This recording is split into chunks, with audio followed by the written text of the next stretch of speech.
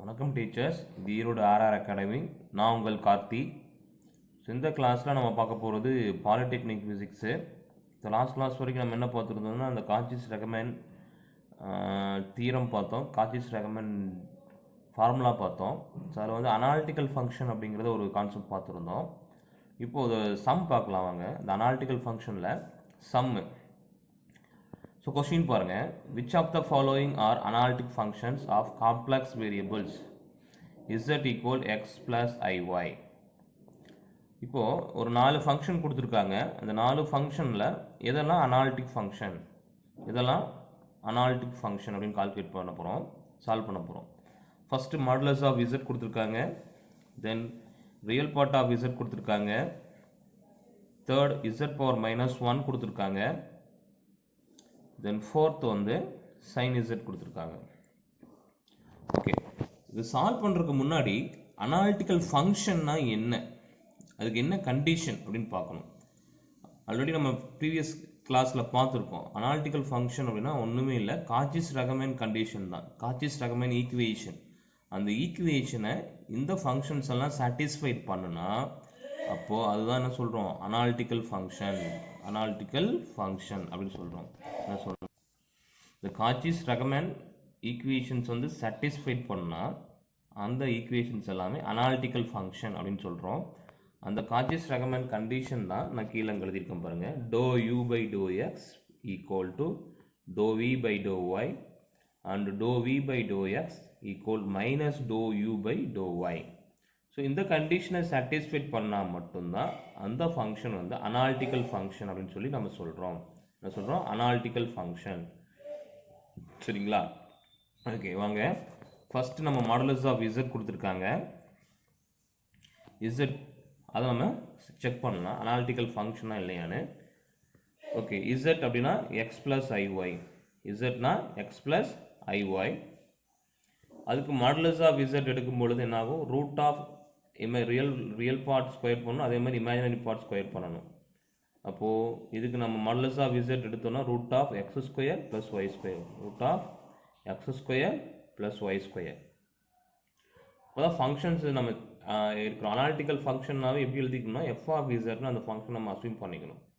Analytical ஃபங்க்ஷனாவே அதை எப்படி எடுத்துக்கணும், எஃப் ஆஃப் இசட்.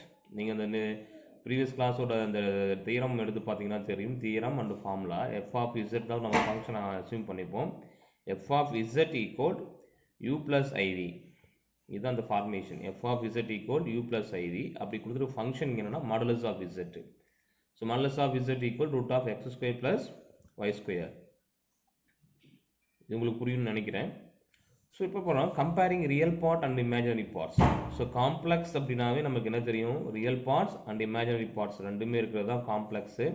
அதை நம்ம இசட் ஈக்குவல் எக்ஸ் ப்ளஸ் ஐஒய் அப்படின்னு நம்ம ப்ரீவியஸ் கொஸ்டின்லேயே கொடுத்துருக்காங்க. அதே மாதிரி இங்கேயும் u plus iv, u plus iv. இது வந்து யூங்கிறது ரியல் பார்ட், ஸோ ஐவிங்கிறது இமேஜினரி பார்ட்ஸ். இப்போ அதே மாதிரி ரியல் பார்ட்ஸ் இமேஜினரி பார்ட்ஸை நம்ம என்ன பண்ண போகிறோம், கம்பேரிங் பண்ண போகிறோம் இந்த ரெண்டு ஈக்குவேஷன்லையும். ஸோ இப்போ இது ரியல் பார்ட், அதேமாதிரி இந்த இடத்துல ரியல் பார்ட் பார்த்தீங்கன்னா root of x square plus y square.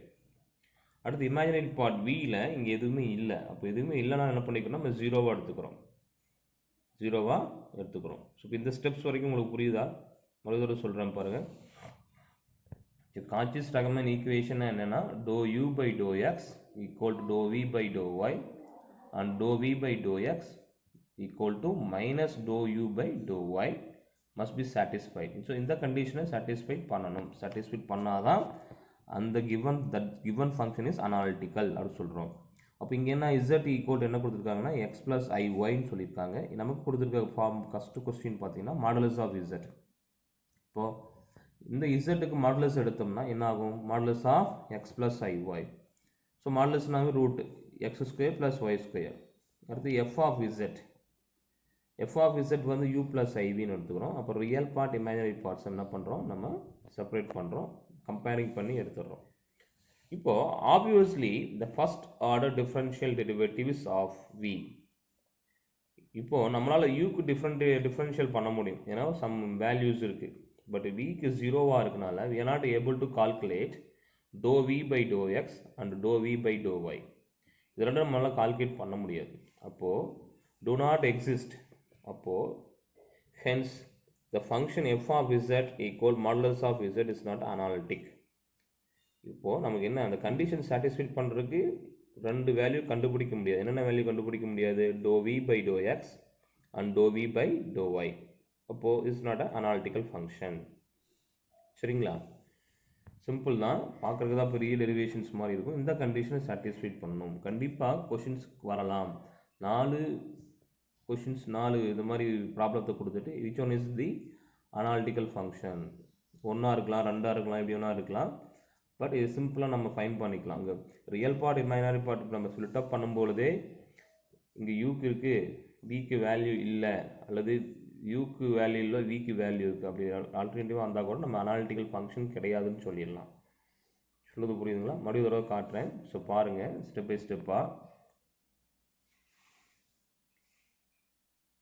First question என்ன கொடுத்துருந்தாங்கன்னா, which of the following are analytical functions of complex variable z equal to x plus iy.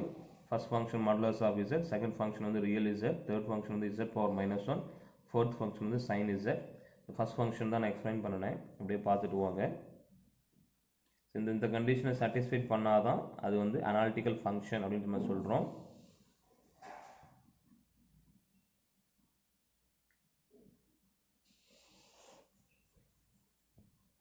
Okay, இப்போ உங்களுக்கு இந்த ஃபர்ஸ்ட் ப்ராப்ளம் புரிஞ்சிருக்குன்னு நான் நம்புகிறேன். ஸோ நெக்ஸ்ட் ப்ராப்ளம் போகலாம் வாங்க. So next problem real z கொடுத்துருக்காங்க. அப்போ நம்ம டைரெக்டாக நான் எடுத்துக்கிறேன். F of z equal real Z.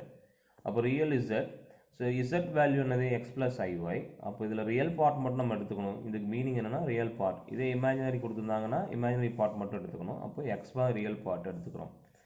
அப்போது f of z equal u plus i v. இதில் ரியல் பார்ட்டு சரி ஈக்குவல் டு எக்ஸு. அப்போ இதில் ரியல் பார்ட் எடுத்தோம்னா எக்ஸ் மட்டும்தான் இருக்கும், இமேஜினரி பார்ட்டு 0 ஆயிரும். அப்போ இதுவும் நம்ம இதில் என்னென்னலாம் கண்டுபிடிக்க முடியாதுன்னு பார்த்தீங்கன்னா doe u by doe y, doe u by doe x, doe v by doe y, இதெல்லாம் நம்மளால் கண்டுபிடிக்க முடியாது. So this is also not analytical function. This is also not analytical function. புரியுதுங்களா? இந்த எப்படி கொஞ்சம் பார்த்துக்க, ரொம்ப சிம்பிள் தான். ரியல் பார்ட் இந்த மாதிரி ரியல் பார்ட்டும் இமேஜினரி பார்ட்டும் ஏதோ ஒன்று வந்து எடுத்து கேட்டு கால்குலேட் பண்ண சொன்னாலும் அது வந்து என்ன இருக்காது, மோஸ்ட்லி அனாலிட்டிக்கல் ஃபங்க்ஷனாக இருக்காது. நீங்கள் இதை சால்வ் பண்ணிட்டு இருக்க வேண்டிய அவசியம் இல்லை. சரிங்களா? இப்போ செகண்ட் ப்ராப்ளம் புரிஞ்சுதா? தேர்ட் ப்ராப்ளம் போகலாங்களா? Third problem z power minus 1. Third problem z power minus 1. Third problem என்ன சொல்லியிருக்காங்க? z power minus 1. அப்போ f of z equal z power minus 1. So z power minus 1 எப்படி எழுதலாமா? 1 பை zன்னு எழுதலாம். So 1 by z.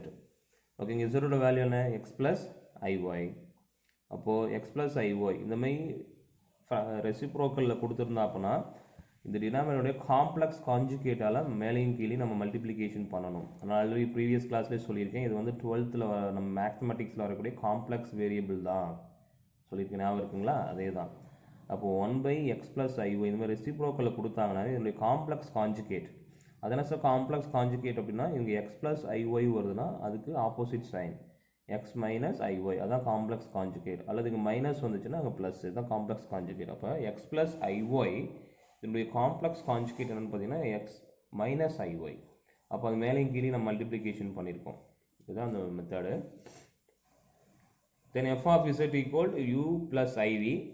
இப்போ இந்த ஃபார்மை இதை கொஞ்சம் சிம்பிளிஃபிகேஷன் பண்ணணும். இப்போ நியூமரேட்டர் பிரச்சனை இல்லை, டினாமினேட்டரில் வந்து மல்டிப்ளிகேஷன் பண்ணணும். இந்த எக்ஸ் எடுத்து நம்ம மல்டிப்ளிகேஷன் பண்ணால் எக்ஸ் ஸ்கொயர்டு, தென் ஐஒய் எடுத்து நம்ம மல்டிப்ளிகேஷன் பண்ணால் மைனஸ் ஐஒய் ஐ எக்ஸ்ஒய் ப்ளஸ் ஐ எக்ஸ்ஒய் மைனஸ் ஐ ஸ்கொயர் ஒய் ஸ்கொயர்னு வரும். இங்கே ப்ளஸ் மைனஸ் எக்ஸ்ஐ ஐ எக்ஸ்ஒய் கேன்சல் ஆயிரும். இங்கே ஐ ஸ்கொயர்டுங்கிறது மைனஸ் 1. இதெல்லாம் நம்ம சப்ஸ்டியூட் பண்ணோம்னா we are get the value for f of z equal u plus iv equal x minus iy divided by x square plus y square. இந்த steps உங்களுக்கு புரியும்னு நினைக்கிறேன். சிம்பிளாக தான் இருக்கும். புரியுதுங்களா?